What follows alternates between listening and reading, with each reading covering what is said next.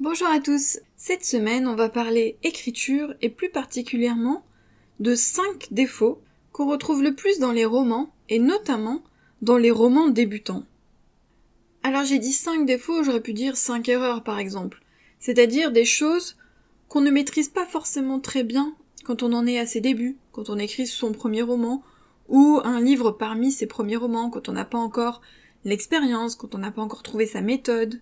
Donc ce sont des choses qu'on peut travailler, des choses qu'on peut apprendre à force de lire et à force d'écrire, et évidemment en se formant.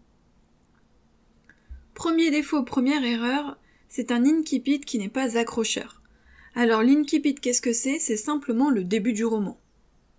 En général, on dit que c'est la première phrase, mais concrètement, pour un roman, on pourrait dire que c'est le premier chapitre, voire pourquoi pas les tout premiers chapitres.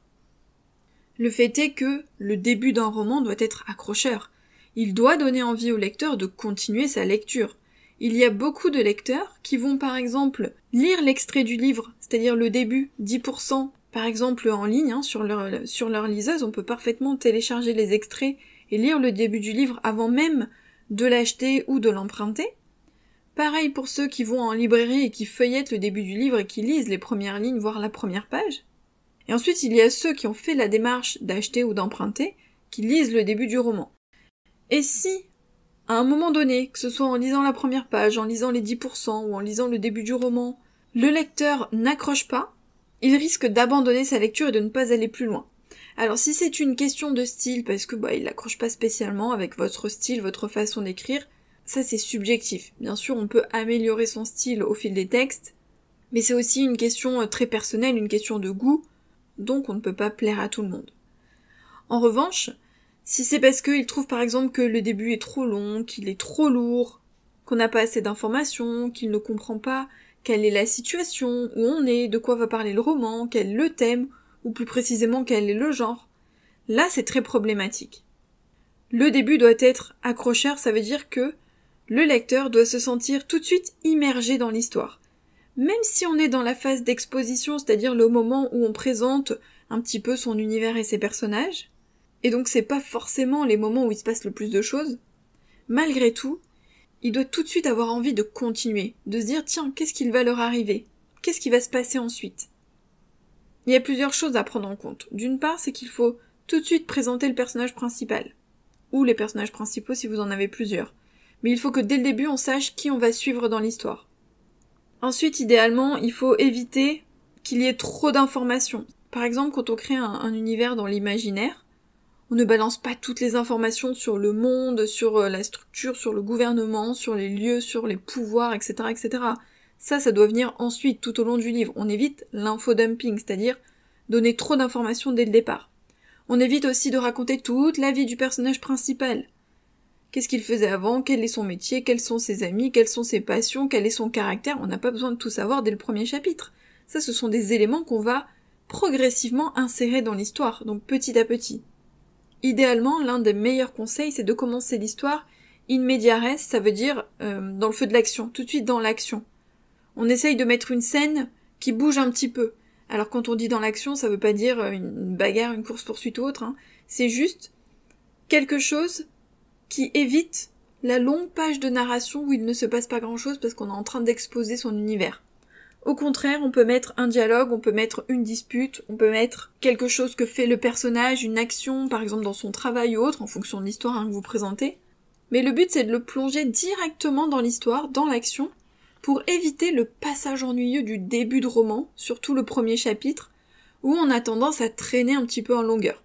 D'ailleurs, certains auteurs conseillent, au moment de la relecture, d'enlever le premier chapitre. Moi, je suis pas tout à fait d'accord, parce que ça dépend ce qu'on dit dans son premier chapitre. Si on a mis des informations importantes, c'est compliqué de l'enlever, mais ça veut dire tout simplement qu'on a tendance à commencer par du blabla pas forcément utile, et qu'à la relecture, on pourrait potentiellement enlever ce chapitre qui ne sert à rien. Moi, je vous conseille simplement de bien réfléchir à comment le travailler, à quelles informations insérer, quitte à ce qu'il ne soit pas trop long. Vous pouvez faire un chapitre un petit peu plus court pour qu'il soit un peu plus punchy, mais le but c'est quand même de plonger le lecteur, de l'immerger dans l'histoire avec quelque chose qui va lui donner envie de lire la suite. Alors c'est vrai que si on peut commencer par quelque chose de fort tout de suite, une scène super importante, pourquoi pas ? ça dépend de la manière dont vous avez construit votre histoire. C'est pas toujours possible. Donc idéalement, évitez la longue narration descriptive qui expose tout l'univers et essayez de faire quelque chose de plus vivant. Deuxième défaut, deuxième erreur, c'est une intrigue bancale. Une intrigue bancale, alors ça recouvre en fait plein de choses. Ça peut être à la fois une histoire qui n'a pas été bien structurée, c'est-à-dire qu'on n'a pas bien travaillé la structure de son histoire à travers les points pivots essentiels, les rebondissements, les diverses péripéties, le rythme de l'histoire. Ça peut être aussi un manque de conflit. Il se passe pas assez de choses, il se passe pas grand-chose, ça manque de tension. Le lecteur n'est pas tenu en haleine, il a tendance à s'ennuyer. Ça peut également être parce que l'intrigue est trop prévisible. Comme si le lecteur pouvait deviner à chaque fois ce qui allait se passer. Ça peut arriver bien sûr, quand on lit des histoires dans un certain genre, parfois c'est comme quand on regarde un film. On sent le moment où il va se passer quelque chose. Genre on sent que la scène est amenée et que à ce moment-là, il va y avoir quelque chose.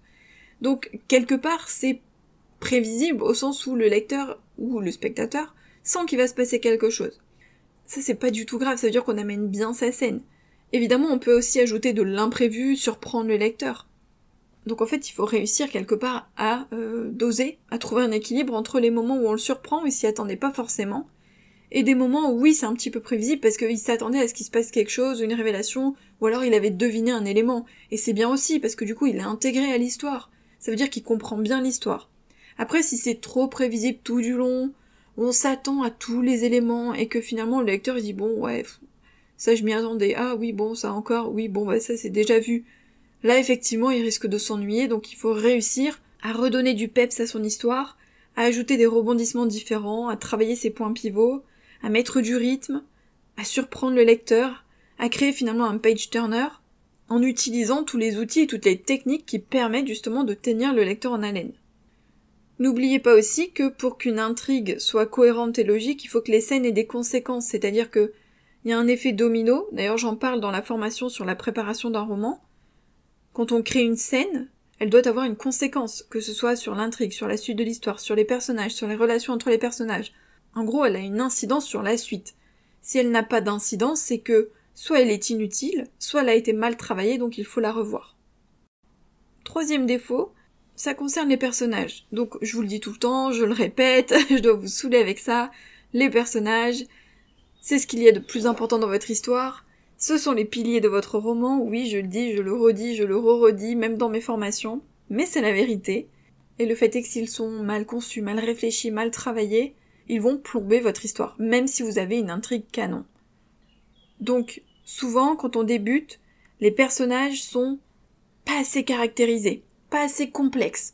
On reste en surface avec des personnages un petit peu quelque part superficiels, parce qu'on sait pas encore y faire, c'est normal, on n'a pas encore trouvé toutes les clés. Et donc du coup, on reste sur une idée un petit peu bateau, souvent même dans les clichés de certains personnages, et on va pas assez loin. Mais les personnages, il faut les travailler, il faut y passer du temps. Donc il faut créer des personnages complexes, crédibles, vivants, humains.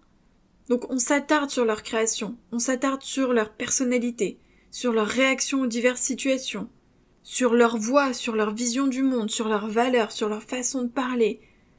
Vraiment, on travaille ces personnages en profondeur pour pouvoir faire en sorte qu'ils portent le livre et qu'il soit intéressant, que le lecteur ait envie de suivre ces personnages-là, qu'il ait envie de tourner les pages pour voir en fait comment ça va se dérouler pour ces personnages.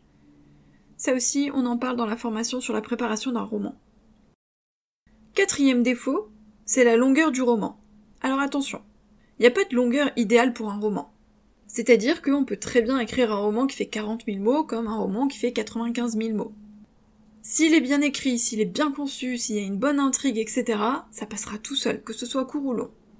Mais, si le lecteur le ressent, que le roman par exemple est trop court ou trop long, alors c'est qu'il y a un problème. Et là, c'est une question aussi de structure, de développement de ce qu'il y a à l'intérieur, du contenu de l'histoire. Si le lecteur, ou les bêta-lecteurs, ou vous quand vous relisez, si on a l'impression que le roman est trop court, ça veut dire que peut-être on est passé trop vite sur les événements, qu'on les a peut-être pas assez développés, qu'on a une intrigue qui n'est pas assez développée, qu'on n'est pas allé en profondeur, on n'a pas poussé plus loin, on est resté en surface. Ça peut être aussi parce qu'il manque une ou des intrigues secondaires.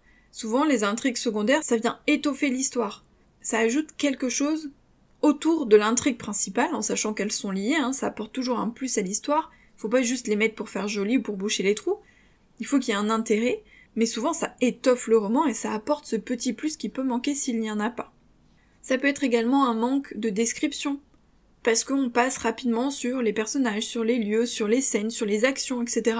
Et on prend pas le temps de décrire l'ambiance, décrire l'atmosphère, décrire l'univers, décrire les actions des personnages, on passe un petit peu trop vite.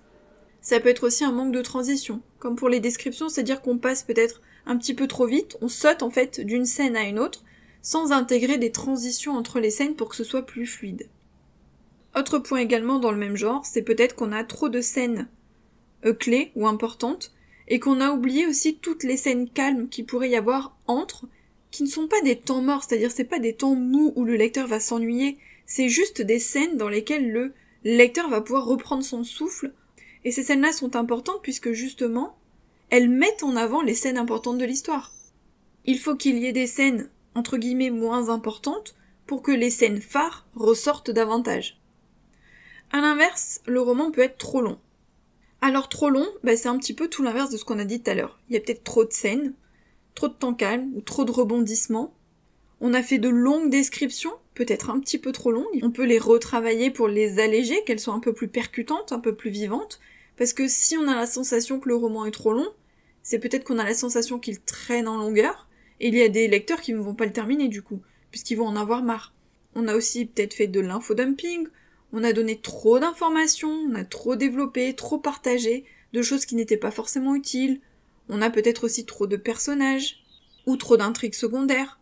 On a mis toutes les transitions, toutes les petites scènes, voire des banalités ou des scènes du quotidien, on a mis des dialogues très longs, en oubliant d'enlever les éléments qui ne sont pas forcément importants dans un dialogue. Voilà, c'est toutes ces choses où on est finalement dans le un peu trop, et qu'il faut réussir à couper. Couper, c'est pas forcément évident, mais ça peut être important pour rebooster son roman, pour lui donner du rythme. Parce qu'un lecteur qui n'arrive pas au bout, c'est un lecteur frustré. Il ne connaîtra jamais la fin de l'histoire, donc c'est très embêtant. Ça peut être aussi une question de style, C'est-à-dire qu'on a peut-être un style un petit peu trop lourd. Avec de longues phrases, avec beaucoup d'adverbes ou beaucoup d'adjectifs, il faut apprendre à l'alléger pour qu'il soit un peu plus rythmé, un peu plus percutant. Et on n'hésite pas aussi à utiliser des ellipses, c'est-à-dire que il y a des éléments, des scènes, des moments qu'on n'a pas besoin de raconter dans son histoire. On fait des sauts dans le temps finalement, pour enlever ces passages inutiles. Imaginons on a un personnage qui rentre chez lui le soir, on n'a pas besoin de raconter tout ce qu'il fait chez lui le soir, qu'il passe la nuit, qu'il se lève le matin, qu'il prend son petit déjeuner, qu'il se prépare, qu'il prend sa voiture pour aller au travail, etc. On peut sauter directement au lendemain à 14h parce qu'il y a une réunion importante et qu'il fallait en parler dans l'histoire. Et tout ce qui s'est passé entre le moment où il est rentré chez lui et le moment où il y a cette réunion, on n'en a pas parlé parce que c'était pas utile. Donc on n'hésite pas à faire des petits bonds dans le temps, finalement utiliser des ellipses pour couper les scènes inutiles. Et enfin, dernière erreur, dernier défaut, c'est la fin illogique. Alors la fin, je vais pas redévelopper, parce que je vous en ai parlé au tout début du mois, dans l'épisode sur la fin heureuse ou la fin triste, mais il arrive parfois que dans les romans débutants, la fin ne soit pas logique, qu'elle ne soit pas cohérente avec le reste de l'histoire. Et ça, c'est un point vraiment très très négatif. La fin doit être logique et cohérente, c'est-à-dire que ce doit être le prolongement de tout ce qu'on a vu au cours de l'histoire. Elle doit correspondre à l'intrigue qu'on a créée. On n'aurait pas pu mettre une autre fin parce que c'est celle-ci qui est destinée à cette intrigue. C'est comme si elles étaient liées. C'est vraiment très important. Cette cohérence et cette logique, c'est ce qui doit porter tout le roman. Le lecteur doit comprendre cette fluidité, ce lien entre chaque scène, chaque élément du livre qui mène à cette fin. Donc la fin, elle doit être justifiée, elle doit être comprise par le lecteur. Qu'il l'apprécie ou non, parce que ça après c'est subjectif, mais elle doit être logique. La fin, ça englobe plusieurs choses, ça englobe le climax, qui est donc ce pic dans l'histoire, cet apogée, et ensuite on a le dénouement, donc ce moment où on revient au calme juste après le climax, qui fait aussi partie de la fin, puisqu'on raconte ce qui se passe ensuite, les conséquences de ce climax, et donc la vie des personnages finalement dans cette situation finale, à l'opposé de la situation initiale de départ. Donc il faut que l'intrigue monte crescendo, du début avec l'élément perturbateur jusqu'au climax, il faut imaginer que ça monte petit à petit en tension, parce que ça emporte le lecteur dans une histoire qui monte petit à petit, qui monte jusqu'à l'explosion qui est le climax.